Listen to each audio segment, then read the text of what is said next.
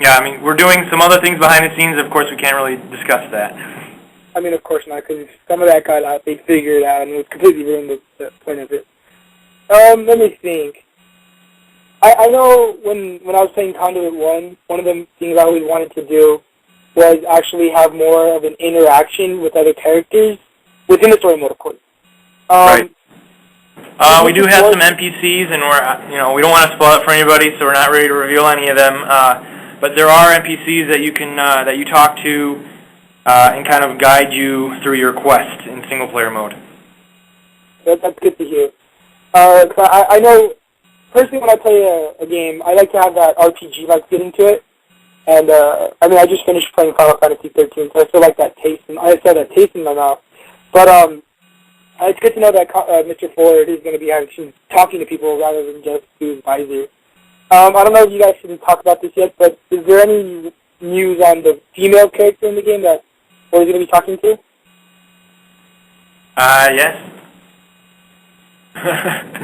Short answer, yes.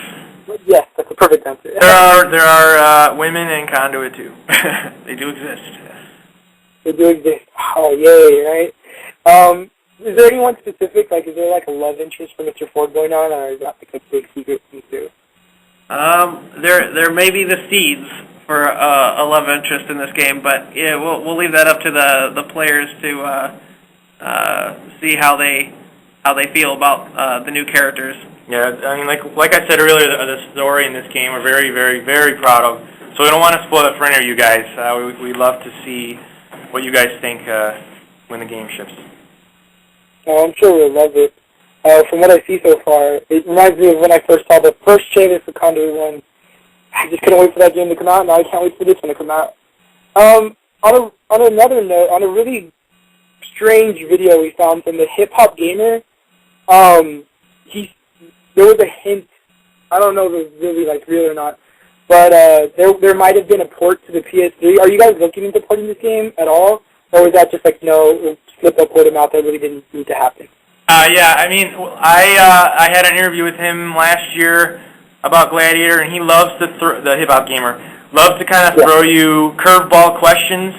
So that was probably a result of one of his curveball questions that he threw at Eric and Matt. But I mean, we are always looking at the PlayStation 3 and Xbox, and we're always looking at other opportunities to bring our franchises to other systems. But they're, you know, we always, like I said, like looking at other systems. So, I know that Call of Duty, Black Ops, and GoldenEye just came out. What was your reason for pushing the Conduit to Q1? Was it just like the bug fix and stuff like that, or did you really want to get out of the market to make sure that your launch was going to be extremely successful, which I think it will? It was 90% of the decision was polish, bug fixing, and more features, and we just decided that we'd be better served and the fans would appreciate it more if we spent more time making the game as great as we can. So it really didn't have anything to do with any of the other competition that was out there. It was like I said, it was we wanted to polish the game, and those extra couple months were what we needed to polish it. Yeah, we've been playing multiplayer here, a couple times a week, play testing amongst the team, and we were having a blast playing it. I was playing through single player the other day, and I was having tons of fun playing. So I mean, the work that people have put in the last few months is really amazing, and the game has come a long way. It's like you said, it's really fun to play now, and I'm excited to see what the fan reception is. All right, talking with inter-office things, who would you say is the best player in the office? Just a fun question. Say the best player there. Keith is pretty good. He plays a lot, but it depends. If I'm rocking my stealth combo, then I do pretty well too. But we've got a couple designers here that are really good. The testers are very good, and like I said, Keith is very good. So yeah, amongst the core team, I would have to say I am the best. I was the best in Conduit 1, and I'm the best in Conduit 2. and we'll be in whichever other Conduit games we make. From now on forever. From now on forever.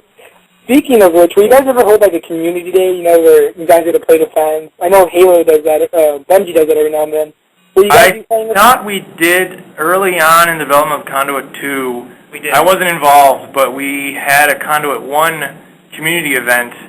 This was probably, in March or so of this year. So, you know, we do those things. I'm not aware of anything coming in the future, but I'm sure we do something like that again. Yeah, for sure. And we'll all be playing all the time anyway, so if you learn our handles, then you'll be able to find us. Yeah, I remember I was in that match. I mean, it was a complete massacre. it was a fun match, but let's just say this time the fans outbeat the creators. I wasn't playing that day, by the way. So. Oh, that day. All right, well, maybe sometime in the future we'll get to test some skills out. Maybe. I know Kyle's asking. I'm pretty sure we've covered this already. Custom armor changes, because I know we said weapons do, but do custom armor changes from single player carry over into multiplayer? We have something. I mean, it's interchangeable. You can have the same upgrades. No, there are a few you cannot have in single player, actually. Yeah. But I would say the majority of them you can use in single and multiplayer. I mean, that's good to know. I mean, there's probably some perks that would just completely ruin the single player mode. So I could see that working out that way. Let's see. Was it hardcore mode or hardcore something like a hardcore mode? What is that all about? Hardcore mode and online, I think you can do in split screen as well. I think there's no radar, no lock-on.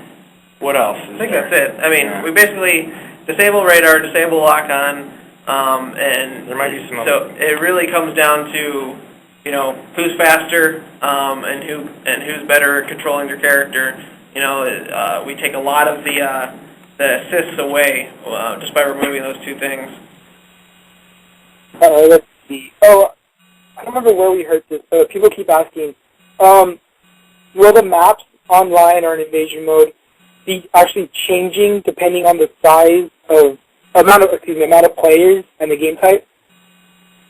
No, they don't change dynamically. We do have variants of maps that are smaller versions of the full-size ones for games that might not be, you know, the full 12 players. That are more designed for 4 to 8 players. Yeah, and there are a few game modes that I believe are less than 12 players. Off the top of my head, I'm not sure which they are, though.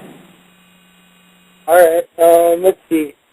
How or why does Mr. Ford have this new armor, and without spoiling the story? So, like, he can't tell us without spoiling the story, or he can't, you know... Well, we can't really give it away story-wise, but, yeah, clearly on the box he's got a new fancy suit, and that's really where the suit upgrades are coming into play. Visually, it's got a new HUD, and you know, obviously your arms are going to look different. But the new suit allows the suit upgrades, and that's the major bonus from the player's perspective during the single-player campaign of Conduit 2. All right, so he does get it sometime during the story, right? Like, absolutely.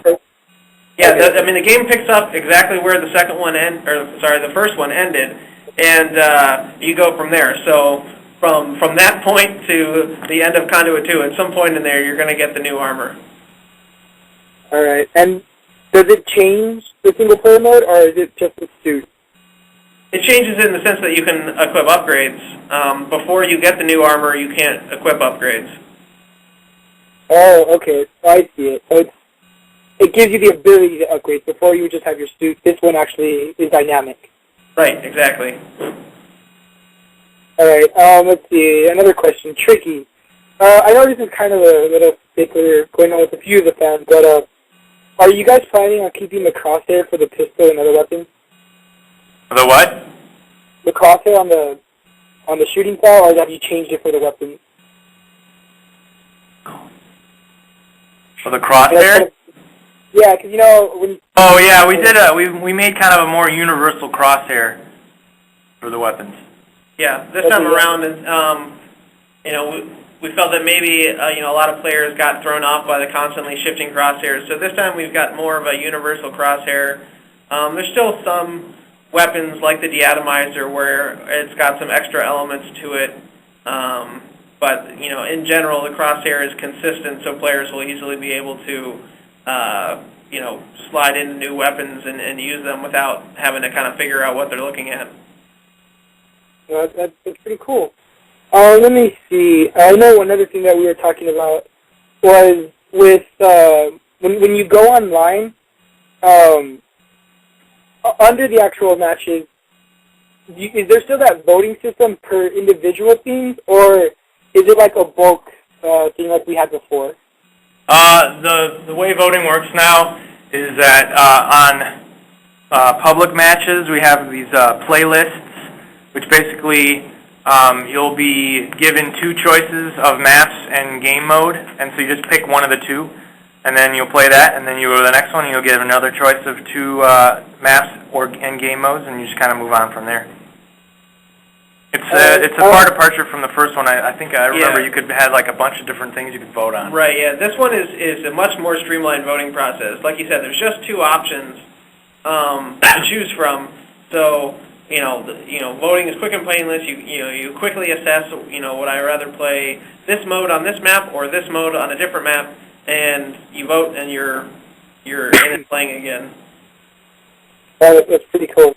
Let's see. I know a lot of people, and I think that's the main reason Conduit 1 has lasted this long. There's a lot of clans out there that keep playing the Conduit and keep it alive. Is there anything like for them? Can you put clan tags in front of their name, stuff like that? Is there anything that's going to help them out? Oh, for clans? Mm-hmm. I think we have the same naming system as Conduit 1, so whatever they used for that, they'll be able to use for Conduit 2. I don't think we did you didn't change icons or anything. Oh, okay. Let's talk about the ranking system really quick. I know that once you hit level 24, or rank 24 in Conduit 1, you got the red skull, and that was it. Is there more ranks in this one? More ranks? Yeah. I don't know how many ranks we have. I think there is, actually. Yeah. I'm not sure off the top of my head either what the highest rank is. We tend to wipe our game saves fairly frequently here as the engine keeps updating and we add new content. So we never really have a profile stick around long enough to see how high it goes. But we'll have to get back to you on that one. All right, I know. It's fine. Don't worry about that. Let's see. Okay, so for the matchups, I remember for Conduit 1, it would say there was actually a background system that was used to match people, not just on rank. Is that system continuing for more balanced matches? I'm not quite sure, as I haven't really talked to our network dev about this recently. I would assume, this is me assuming, that we at least use the same stuff we did for the first game. Yeah, because it worked out pretty well for the most part. When we continue with that, is there any development ideas you have with multiplayer teams?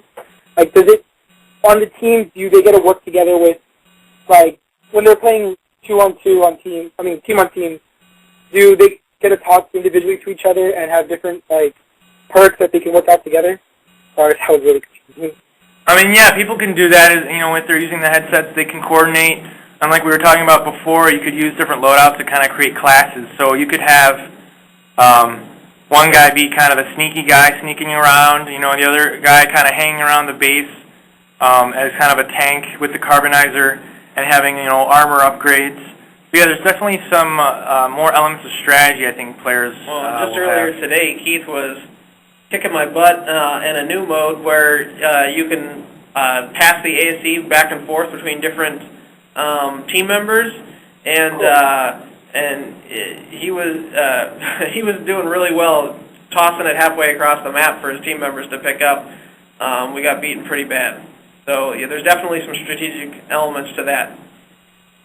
That's pretty cool. I like that idea of literal AESE football there. Yeah, because that was the mode in part 1, but it was just more of holding on to it. This one sounds more of a actual thing going on.